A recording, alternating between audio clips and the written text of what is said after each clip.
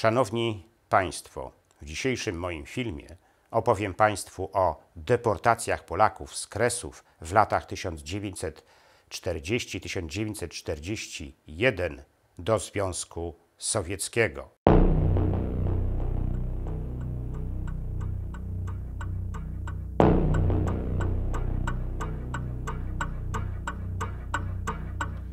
W lutym 1940 roku zaczął się dramat Polaków zamieszkałych na Kresach. Sowiecki okupant rozpoczął wówczas operację deportowania ich w głąb Związku Sowieckiego. Tam trafili do obozów pracy. Cała ta operacja pochłonęła tysiące ofiar, wśród których były dzieci. Dramat deportowanych Polaków z Kresów można jedynie porównać z dramatem ludności żydowskich gett, likwidowanych przez Niemców na terenach okupowanej przez nich części Polski. Cała operacja deportacyjna zaczęła się w mroźną noc z 9 na 10 lutego 1940 roku. W praktyce wyglądała ona tak, że do drzwi domów w tysiącach kresowych miejscowości, w których mieszkali Polacy, zakołatało NKWD.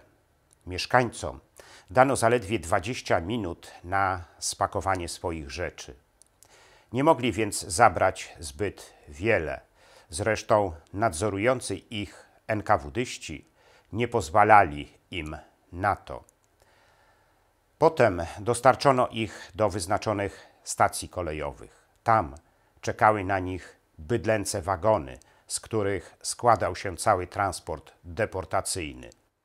Gdy ten transport ruszył, sytuacja z godziny na godzinę stawała się coraz bardziej dramatyczna. W wagonach, na pryczach, pakunkach, walizkach leżały bądź siedziały skulone w kucki kobiety i dzieci. Te ostatnie, pozbawione ciepła, ruchu, normalnego pożywienia, po jakimś czasie zaczęły gorączkować. W wagonach wskutek braku higieny momentalnie pojawiły się pchły i wszy, będące kolejną uciążliwością. Nerwy ludzi z powodu niepewności, braku normalnego snu, higieny, normalnego pożywienia, a nawet wody do picia były napięte do granic wytrzymałości, a to powodowało, że sytuacja wśród deportowanych robiła się nie do zniesienia. Do tego wszystkiego dochodziło jeszcze ordynarne zachowanie NKWDystów, którzy grozili deportowanym, szydzili z nich i notorycznie nagabywali młode kobiety i dziewczęta. W takich właśnie warunkach tysiące deportowanych z Kresów Polaków przemierzało bezkresne połacie Związku Sowieckiego, aby dotrzeć do miejsca swojego przeznaczenia. Tym miejscem okazywał się sowiecki obóz pracy, w którym warunki były bardzo prymitywne. Praca w nim była bardzo ciężka. Z reguły wyglądało to tak, że po śniadaniu, składającym się z wodnistej zupy zabarwionej mąką, pędzono ich do ciężkiej pracy, która trwała 10-12 godzin. Zawsze pod nadzorem sowieckich strażników. Potem, gdy wybuchła wojna z Niemcami, pracowali nawet dłużej. Pracowali między innymi karczując syberyjską tajgę, pracowali w kopalniach Magadanu, pracowali uprawiając za pomocą prymitywnych narzędzi spaloną słońcem ziemię Kazachstanu. Pracowali niezależnie od swojego pochodzenia i wykształcenia, ale byli już sowieckimi niewolnikami. Do tego wszystkiego niszczył ich okrutny klimat. Zarówno kilkudziesięciostopniowy mróz na Syberii, jak i straszliwa spiekota w Kazachstanie były dla nich prawdziwym przekleństwem. W takich warunkach o utratę zdrowia i życia nie było wcale trudno. Zresztą umierali dziesiątkami, nie tylko ci najsłabsi, starcy, dzieci, ale także ci, którzy wydawali się być najtwardszymi. Ich szczątki na zawsze pozostały na nieludzkiej ziemi. Pierwsza fala deportacji miała, jak już wspomnieliśmy, miejsce w nocy z 9 na 10 lutego 1940 roku. W jej trakcie deportowano przede wszystkim polskich osadników wojskowych, służbę leśną, a także cywilnych polskich kolonistów, jacy mieszkali na Kresach. Deportowani zostali skierowani do kraju krasnojarskiego, Republiki Komi, obwodów archangielskiego, nowosybirskiego i irkuckiego. Kolejna fala deportacji miała miejsce 2 miesiące później, w kwietniu 1940 roku. Tym razem największą grupą wśród deportowanych byli przedstawiciele polskiej inteligencji z Kresów, nauczyciele, urzędnicy, lekarze, prawnicy. Ale wśród deportowanych znalazły się również rodziny polskich jeńców z obozów w Kozielsku, Starobielsku i Ostaszkowie, których wymordowano w ramach zbrodni w Katyniu.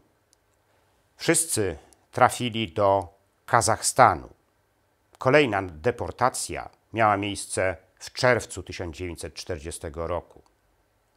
Objęła ona między innymi Polaków z centralnej i zachodniej części Polski, którzy we wrześniu 1939 roku postanowili szukać schronienia na Kresach.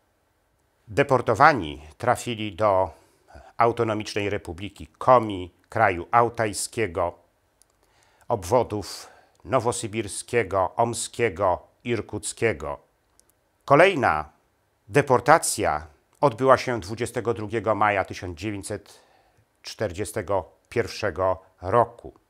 Wśród deportowanych najliczniejszą grupę stanowili przedstawiciele inteligencji.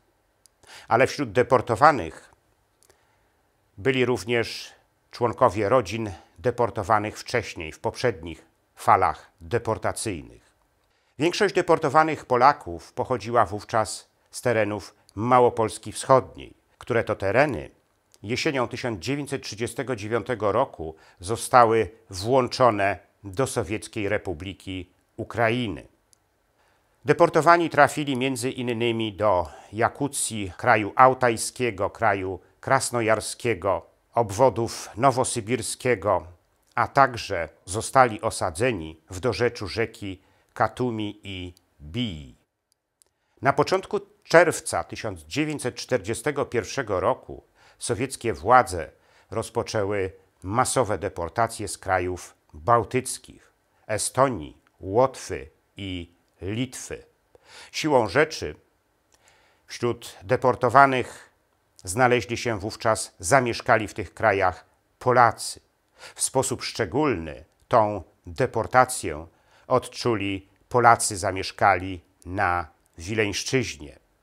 Ale ta deportacja miała również objąć Polaków z województw białostockiego i poleskiego, które zostały włączone do Sowieckiej Republiki Białorusi. Jednak tej deportacji Sowieci nie zdołali zrealizować do końca. Gdy 22 czerwca 1941 roku dywizje niemieckiego Wehrmachtu uderzyły na Związek Sowiecki, wiele transportów z deportowanymi utknęło na stacjach i nie dotarło do miejsca przeznaczenia. Ilu łącznie Polaków Sowieci deportowali w głąb Związku Sowieckiego w latach 1940–1941? W tej sprawie historycy są podzieleni. Przez wiele lat spora część z nich szacowała łączną liczbę deportowanych z Kresów Polaków pomiędzy 800 000 a 1 000 000 osób. Ale kilkanaście lat temu profesor Stanisław Jan Ciesielski z Uniwersytetu Wrocławskiego, który przez lata badał to zagadnienie, zakwestionował te szacunki.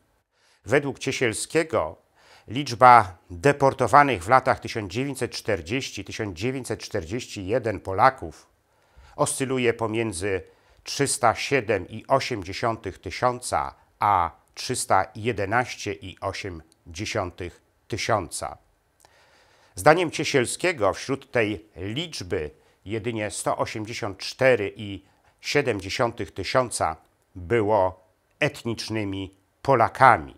Pozostała część była obywatelami polskimi narodowości ukraińskiej, białoruskiej i żydowskiej. Jakby jednak nie liczyć, to liczba deportowanych w latach 1940-1941 Polaków jest znacznie większa od liczby Polaków zesłanych na Sybir w ciągu 150 lat rosyjskich zaborów. Kwestią sporną jest również śmiertelność wśród deportowanych z Kresów Polaków. Spora część historyków szacuje tą śmiertelność na 10–12% ogólnej liczby deportowanych. Ale wielu historyków uważa, że ta śmiertelność jest na znacznie wyższym poziomie. Aby rozstrzygnąć te wszystkie kwestie, koniecznym jest dostęp do dokumentów archiwalnych, jakie znajdują się w rosyjskich archiwach. Historia deportowanych z Kresów Polaków w latach 1940–1941 to temat, który jest już zapisany w pamięci zbiorowej Polaków. Ale nie stało się tak dlatego, że zadbało o to polskie państwo. Stało się tak zupełnie z innego powodu. Otóż, jak wykazują badania socjologiczne, co 7. mieszkaniec Polski deklaruje, że jego rodzic, dziadek, pradziadek, bądź on sam urodził się na Kresach. Oznacza to, że w Polsce żyje dzisiaj od 4,3 miliona do 4,6 miliona osób, które mają kresowe korzenie. To właśnie ta grupa Polaków jest strażnikiem pamięci o deportacjach Polaków z Kresów w latach 1940–1941 i ta grupa zawsze pamięta o ich wielkim dramacie.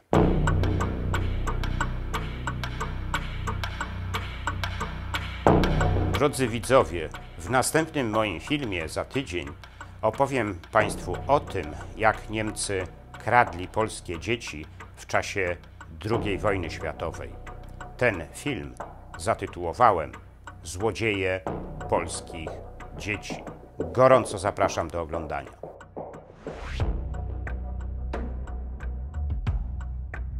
Szanowni Państwo, 3 tygodnie temu opowiedziałem Państwu dramatyczną historię polskiego żołnierza, uciekiniera z obozu śmierci w Lesie Katyńskim.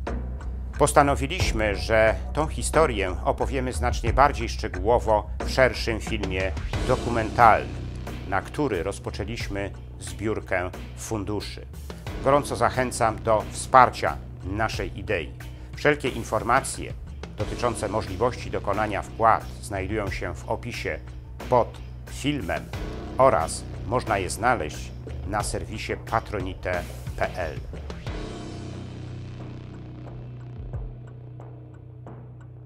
Jeśli podobał się Państwu mój dzisiejszy film, proszę kliknijcie subskrybuj.